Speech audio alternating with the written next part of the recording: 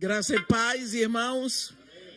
Ainda continuando a nossa série de meditações sobre oração e levando em consideração que é sempre melhor aprender com Jesus, ele nos ensinou a orar, dizendo a excelência de oração para nós. E quando nós lemos em Mateus, no capítulo 6, a partir do versículo 9, ele diz: portanto, orareis assim. Ele diz: Pai, é para orar ao Pai. Não quero dar indireta para ninguém. Não sou de dar indireta e nem o púlpito me foi entregue para isso. Mas é Jesus que diz: quando orardes, dizeis Pai. Não diz santo fulano, nem santo cicrano, nem santa beltrana. É Pai. Quando nós vamos orar, não vamos clamar por quem já morreu. Nós vamos orar ao Pai. E nós temos que dizer: Pai nosso, primeiro, tu estás no céu. Ora, mas se ele está no céu, eu estou na terra, como ele me ouve? Significa que eu entro no ambiente em que eu vejo a superioridade, a excelência, a supremacia do Deus que está nos céus e que me ouve quando eu falo na terra. Primeiro, santificado seja o teu nome. Venha o teu reino. Seja feita a tua vontade, assim na terra como nos céus. Então nós vemos Jesus nos ensinar a nos dirigirmos a Deus primeiro, a Ele. Falando dele, é tudo para Ele. Agora então nós vamos entrar com as nossas petições. O pão nosso de cada dia dá-nos hoje. Olha que Jesus nos ensina que a nossa primeira necessidade não é supérflua. Nós não vamos a Deus para pedir rebarbas. Nós vamos pedindo o suprimento. Mas o suprimento de hoje, Ele dá hoje. E o de amanhã, Ele dá amanhã. Ele ensinou o povo do deserto, no deserto, que Ele mandava o maná todos os dias. E no único dia, quando Ele não mandava o maná, então o povo podia pegar o maná na véspera. Quantas vezes nós estamos tão interessados e tão preocupados e tão aflitos pelo futuro que nós queremos o pão nosso de todos os meus anos na terra, o Senhor me dá hoje. Porque esse pão estando na minha mão, eu sei cuidar dele. Se está nas suas mãos, eu não sei se o Senhor vai me dar amanhã, mas estando na minha mão, já seguro hoje. Nós temos dificuldade de crer, de viver a verdade, de que aquele Deus que supriu ontem é o Deus que tem o poder e o interesse para suprir hoje e para suprir amanhã. A nossa cultura é tão completamente devastada pela ansiedade que, apesar de Jesus Cristo nos ensinar que é o pão de cada dia, nós oramos isso, mas lá no nosso coração nós queremos o pão nosso de todo o meu futuro, me dá hoje, que é para eu saber fazer minhas aplicações. Primeira coisa, temos que pedir a Deus o suprimento imediato das nossas necessidades. Quando nós lemos lá em 1 Timóteo 5, no versículo 8, Paulo diz: ora, se alguém não tem cuidado dos seus e especialmente dos da própria casa têm negado a fé e é pior do que o não crente. Então, nós precisamos cuidar da nossa família, cuidar da nossa casa. Acha que Deus não está provendo pela família dele? No momento em que você se rendeu a Jesus Cristo, você se torna filho de Deus. Você passa a pertencer à família de Deus. Lógico que ele vai suprir. Há um momento em que nós vemos na Bíblia Jesus com alguns exageros, aliás, talvez não seja essa a palavra mais delicada para dizer, mas quando nós olhamos a criação, nós vemos um exagero. A variedade de frutos, de sabores, de cores, de tamanho. Uma das coisas mais lindas que tem é você chegar numa feira no Brasil. Que coisa maravilhosa, que riqueza! E você chega numa feira no Sudeste, uma feira no Nordeste, uma feira no Norte, é tudo tão variado, tão diferente. Tudo o que Deus criou é uma coisa maravilhosa. Agora pense, para quem foi que Deus fez tudo isso? Ele fez para nós. Ele quer que nos deleitemos nisso.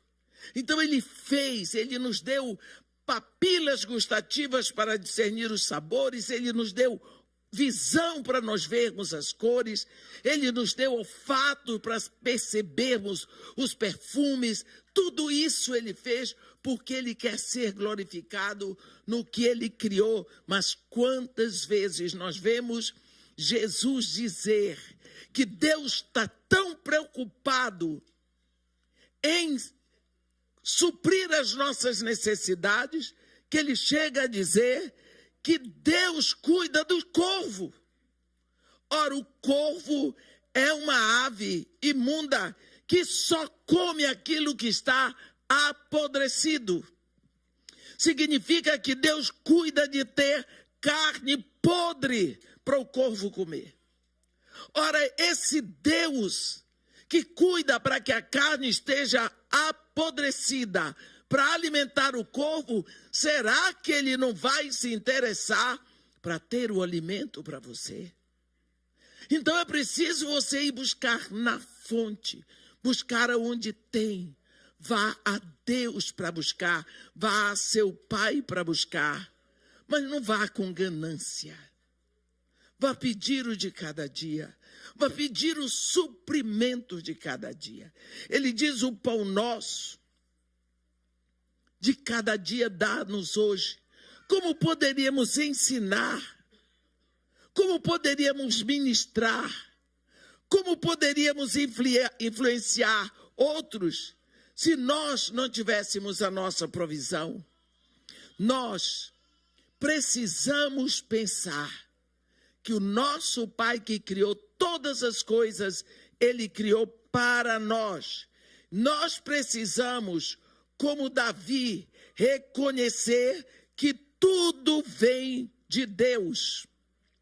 Em seguida, Jesus, que agora entrou na segunda parte da oração, e diz: o pão nosso de cada dia dá-nos hoje.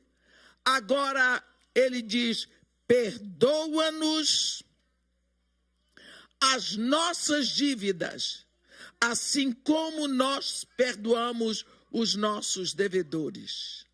Aqui ele chega ao momento em que nós temos que reconhecer que nós sabemos a dor de uma dívida, porque às vezes é muito fácil apontarmos o dedo para o outro quando nós estamos no mesmo pecado. Há um ídolo, digamos assim, na mitologia grega, que ele tem um saco. Aqui na frente ele segura a ponta do saco e o saco fica para trás enorme. Atrás está escrito meus pecados. Aqui na frente diz pecado do próximo. Então o pecado do próximo, que há pouquinho eu vejo, está sempre diante de mim. Agora os meus eu não vejo, porque estão atrás.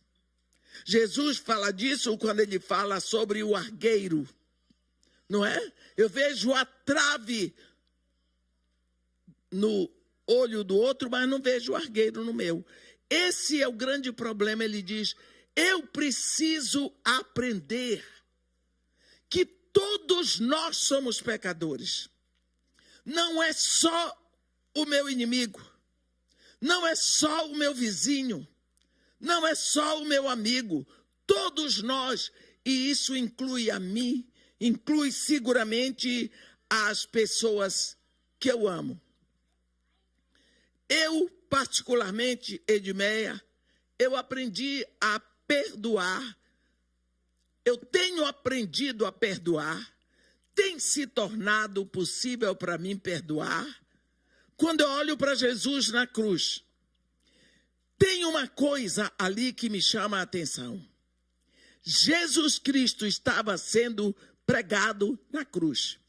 Aqueles algozes, eles eram preparados para aquele momento.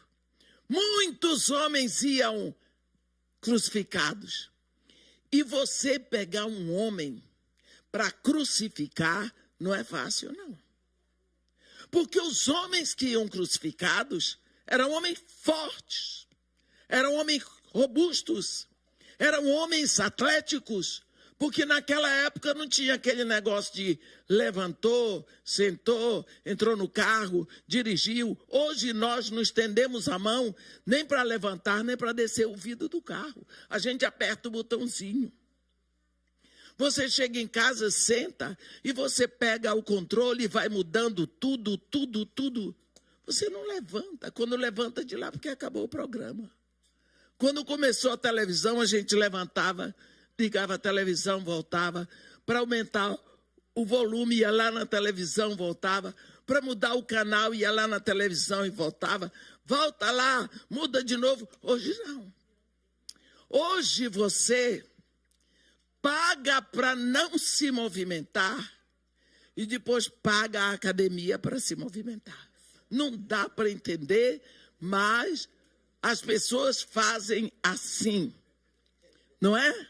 Mas naquela época em que se crucificavam as pessoas, você pensa, o que são 2 pedaços de madeira não muito largos?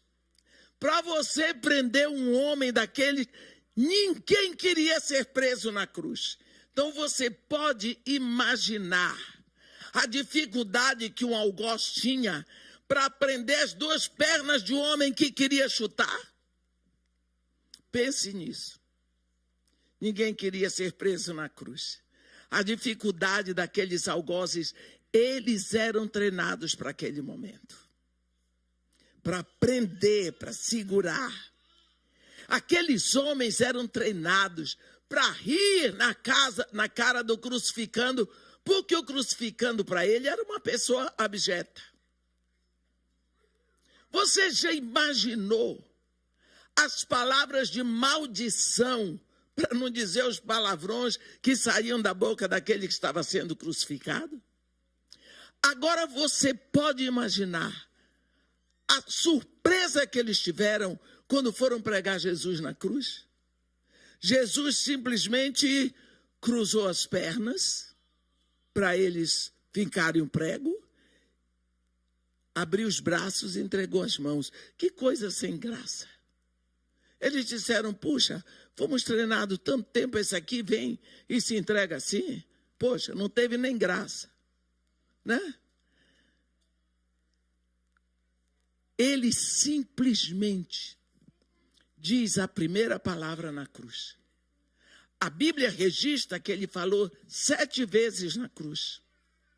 A primeira palavra foi Pai, a última foi Pai. Ele diz, Pai, perdoa-lhes. Eles não sabem o que fazem. Os algozes fincavam aquele prego horrível nos pés e nas mãos. E ele dizia, Pai, perdoa-lhes. Eles não sabem o que fazem. Bem, será que aqueles algozes sabiam o que estavam fazendo? Não. Eles não sabiam que eles faziam parte de um plano eterno. Eles tinham que prender Jesus na cruz por causa de mim, por causa de você. Eles não sabiam realmente que eles estavam fazendo um trabalho para que Jesus pudesse ser o Redentor. Eles não sabiam que hoje nós estaremos falando deles. Então, quando a pessoa está fazendo o mal a mim, ela nunca sabe que ela pode estar me fazendo bem. Do ponto de vista dela, ela pode estar fazendo mal para me prejudicar. Mas do ponto de vista de Deus, ela pode estar me aplicando um sofrimento que vai fortalecer os meus músculos espirituais, os meus músculos da fé. Eu vou ficando cada vez mais forte na fé, porque ela vai me perseguir, mas eu nunca vou ficar abandonada. Então nós precisamos olhar para aquela pessoa que nos causa danos como uma pessoa que não tem noção do que ela está fazendo. E quando você olha para uma pessoa que você sabe que ela não sabe o que está fazendo, então você precisa ter misericórdia dela. Uma vez, eu vendi um carro para um rapaz. Ele não me pagou. Eu confiei, porque, afinal de contas, ele era líder de louvor da igreja. Não me pagou. Quem disse que a gente faz negócio assim? Eu fiz, foi o primeiro e o último. Eu aprendi a lição. Acabou? Confiar em crente como se crente não fosse pecador. Onde já se viu isso? Eu não sabia que aquele era o último ato para eu ter a resposta da minha oração de 18 anos. Eu estava 18 anos orando, pedindo a Deus uma caminhonete, cabine dupla. Eu precisava, eu orava, eu só dizia para Deus assim: o Senhor parece que não está me entendendo, eu vou orar em outra língua. Eu preciso, eu necessito, eu não tenho mais como continuar fazendo o trabalho. Se o Senhor não me der uma caminhonete, 3, 4 vezes por dia, 18 anos. Pronto. Depois disso, eu vou dizer uma coisa para vocês. Eu tive tanta raiva daquele rapaz. Você já teve raiva de alguém? Chegou o momento que eu orava por mim para Deus tirar do meu coração. É horrível você sentir raiva. Foi naquela necessidade,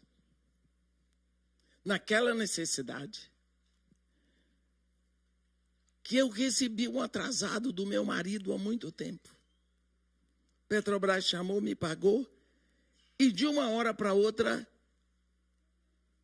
eu distribuí o dinheiro assim, esqueci que eu precisava de comprar um carro. Isso acontece. E eu não tinha a idade que eu tenho hoje, você pensa. Isso foi em 2009. Desci e fui para o Espírito Santo. Pregar, o pastor disse: amanhã você prega no café da manhã dos pastores. Todos os pastores do Espírito Santo lá. Preguei, aquei, cantou. No final, o pastor morreu esse ano passado, né? O pastor Aurélio levantou e disse: meus irmãos, a gente aconselha as nossas ovelhas a semear em terra fértil. Vocês conhecem uma terra mais fértil do que a vida dessas duas mulheres aqui? Pois é. Hoje eu quero que essa mulher saia daqui com a maior oferta que ela já recebeu. Na minha cabeça veio 51. Porque a maior oferta que eu já tinha recebido era 50 mil reais do pastor Simon Antônio de Araújo, lá no Brasil. Enquanto ele estava falando, porque tem gente que sabe falar de oferta, eu não sei, mas tem gente que sabe fazer a palavra. A mulher dele puxava assim na calça dele, era uma calça jeans.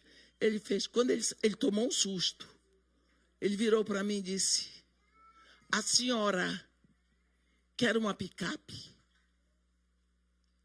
Cabine dupla? Nova? Eu disse: pastor, isso é uma coisa muito cara, não vou conseguir pagar o juro. Está tudo pago.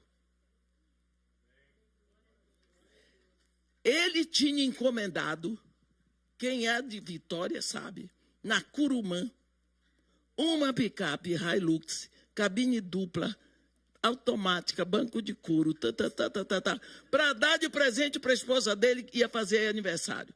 Mudaram para uma fazenda e a picape chegou, ele botou escondida numa garagem da fazenda, de tão grande que era a fazenda, um sítio lá junto de Vitória. Enfeitaram a picape toda. Sexta-feira à noite deram para a mulher dele. Foi aquela festa, foi aniversário. De madrugada, ela diz que o Espírito Santo disse para ela: esta picape é para ser dada para minha serva Edmeia. Ela disse: sim, senhor. Mas ela é médica, doutora Suzana. Foi atender um chamado de emergência. Não deu tempo de falar com o marido. Quando chegou, eu estava pregando. A picape veio parar na minha mão. 18 anos. E eu aqui com raiva do homem que me roubou a Paraty velha.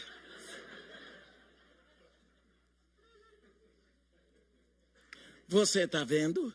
E Deus olhando para a minha cara. Será possível que você está ficando velha, você não aprendeu que eu sou o seu supridor?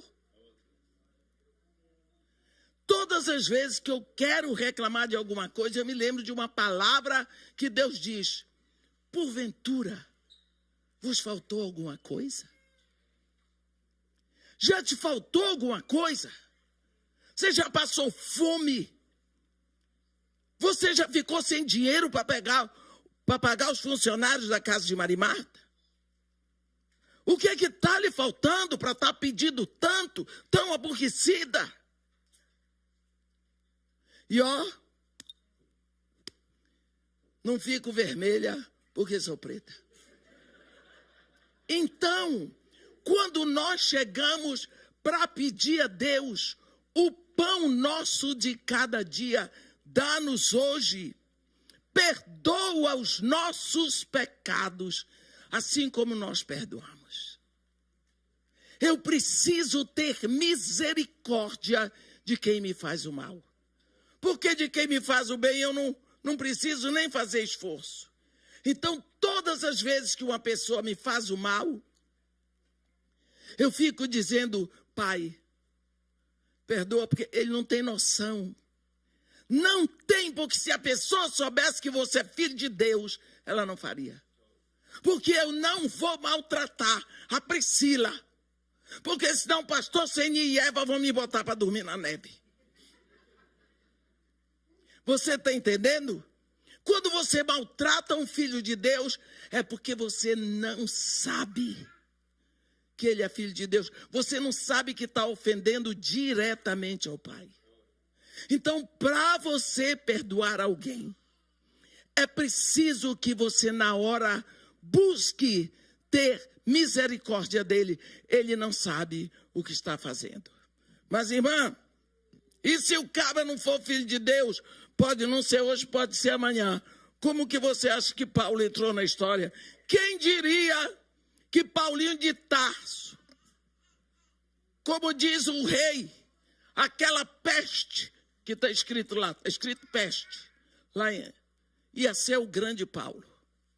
Ele saiu para Damasco para matar. No meio do caminho teve encontro com Jesus. Acabou a história. Então, peça sempre a Deus que coloque no seu coração misericórdia por aqueles que lhe ofendem. E o que vai acontecer é que Deus vai ter sempre misericórdia de você pelos seus pecados. E Jesus continua dizendo: não nos deixes cair na tentação. Isso é um problema sério. Porque a tentação chega. Você não tem que cair nela. Porque ser tentado não é pecado. O pecado é quando você cai na tentação. Digamos que vem um mau desejo. Enquanto você está desejando, não está pecando. A não ser que você deixe a sua mente ir ao pecado. Mas você pode cair. Enquanto Eva estava batendo papo com o diabo, ela estava tentando fazer as coisas certas. Sabe por quê, meus irmãos? Porque a mulher foi tentada, o homem não foi não. Adão não foi tentado. Adão pecou de cara limpa. Mas Eva foi tentada. Quando você cai, que Deus lhe defenda na tentação, aí você pecou. Você vê Jesus Cristo dizer, no capítulo 22 de Lucas a Pedro: Simão, Simão, Satanás te reclamou para te peneirar como quem peneira trigo. Eu, porém, roguei por ti, para que a tua fé não desfaleça. Quando Jesus disse isso para Pedro, Pedro olhou para Jesus, nem respondeu. Imagina, eu. Senhor, eu estou pronto para ir contigo para a prisão até para a morte. Jesus Cristo disse: Simão, antes que o galo cante, 3 vezes tu vai me negar. Pedrão nem respondeu. Imagina, eu negar o mestre que eu tanto amo. A Bíblia é um livro terrível. A Bíblia diz que quando Jesus foi preso, Pedro já o seguia de longe. O machão estava amarelando. Seguia de longe. Depois, fez aquele papelão no meio dos escarnecedores de Jesus. Está vendo? Caiu na tentação. Quando nós nos sentimos muito seguros, estamos próximos a cair.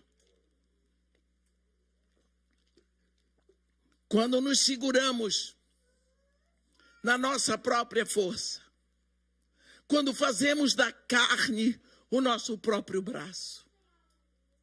A Bíblia diz: maldito o homem que confia no homem.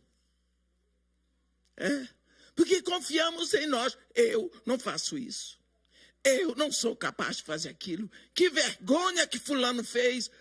Cuidado. Do jeito que ele caiu, você pode cair também. E nós precisamos andar com os olhos bem abertos contra as tentações e, seguindo o conselho de Jesus, sempre dizer: Pai, não me deixes cair na tentação. Eu sempre, quando oro pelos meus filhos, pelos meus netos, eu digo: Senhor, livra os seus pés de pisar em alguma armadilha. Porque a Bíblia diz em Efésios que Satanás prepara armadilhas para nós cairmos. E nós podemos cair. É triste ver pessoas que admiramos, pastores, sim, por que não, caírem em armadilhas. Homens que já andaram tanto, que já aconselharam tanto, que têm consciência, caírem em armadilha. Tentação. E, no final, Jesus fecha. Nós vemos, primeiro, Pai nosso que estás nos céus, santificado seja o teu nome, venha o teu reino, seja feita a tua vontade na terra como nos céus. Acabou? Agora vem a nossa parte. O pão nosso, agora vamos pedir para nós de cada dia dar-nos hoje. perdoa os nossos pecados, não nos deixe cair na tentação. Aí fecha voltando para Deus. Porque teu é o reino e o poder e a glória para sempre.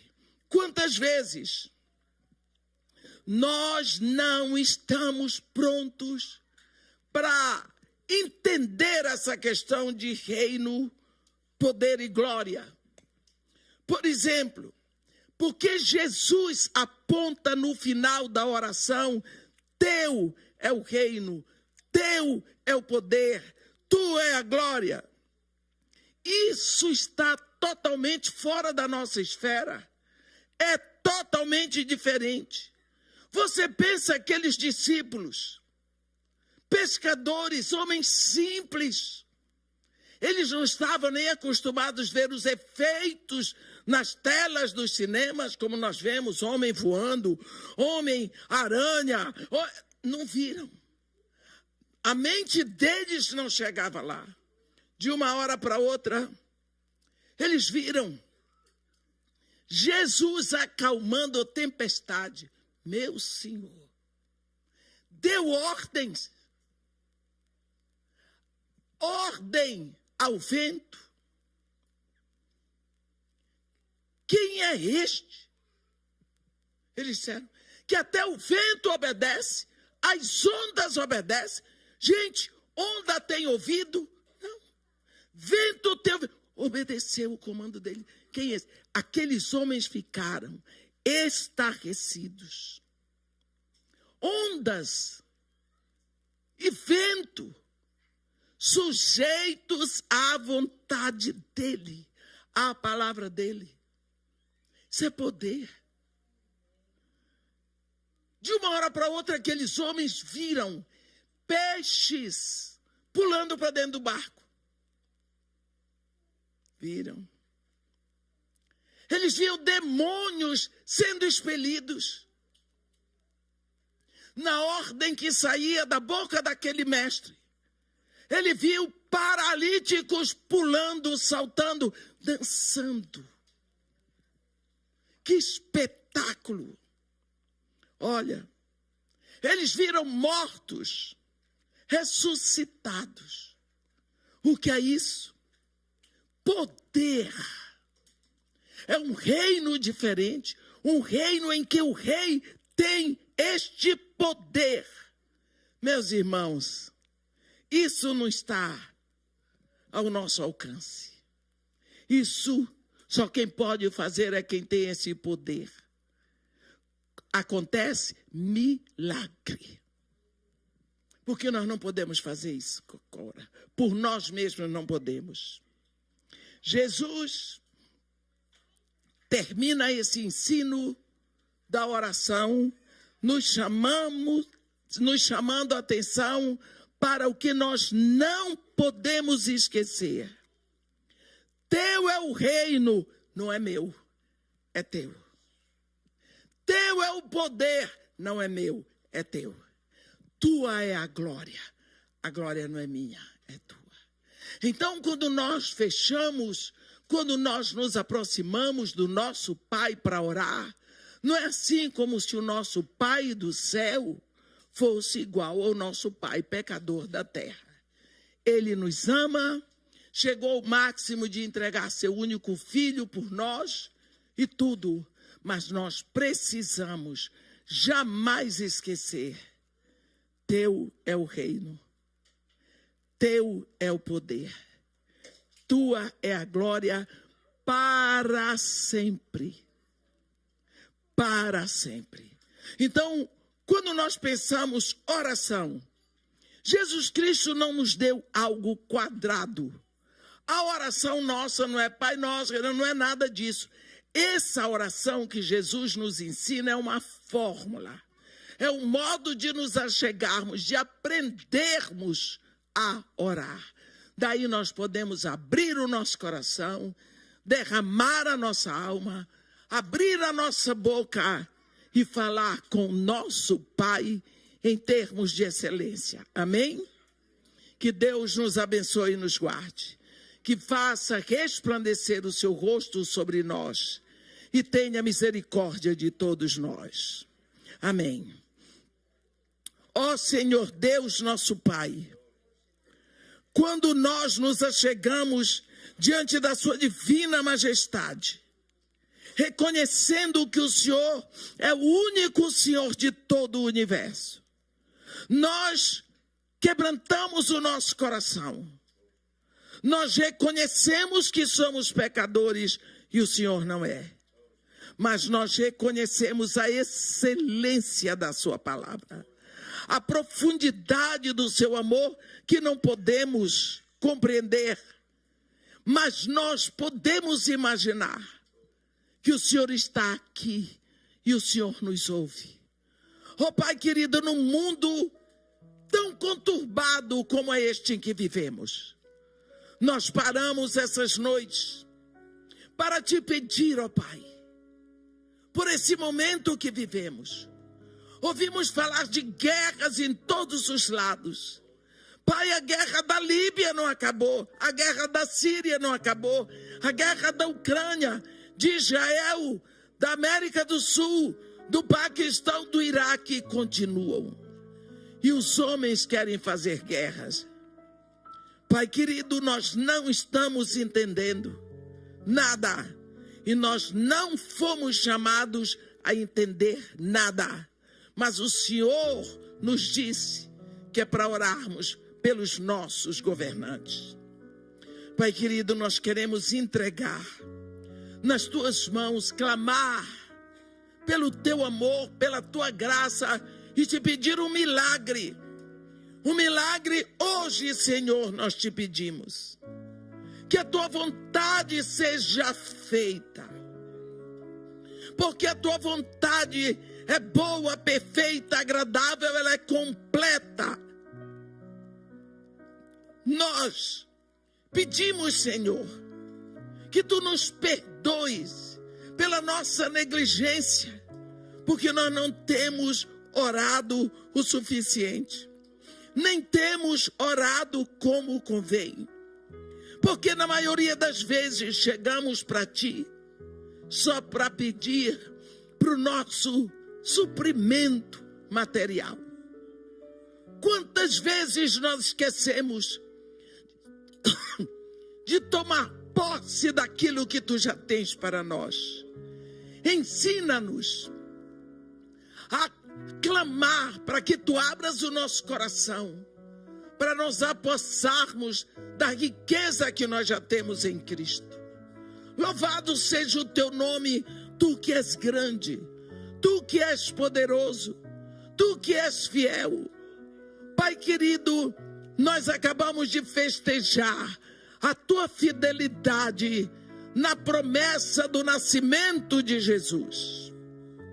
Celebramos a fidelidade da tua promessa, mas celebramos hoje também a fidelidade do teu amor, quando olhamos a congregação repleta de irmãos.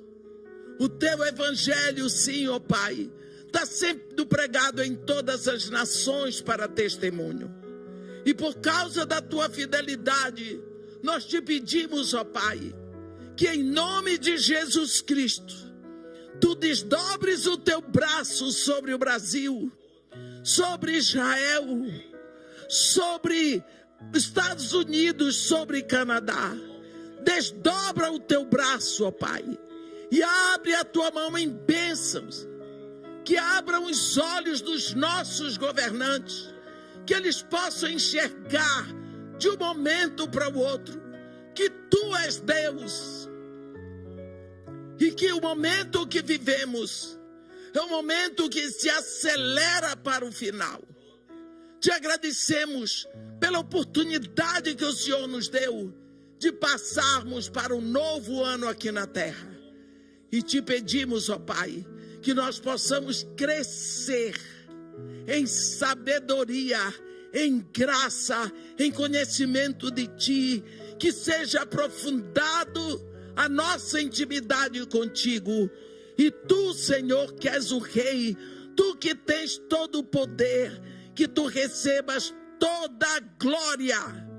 Nós te pedimos isso em nome de Jesus. Amém.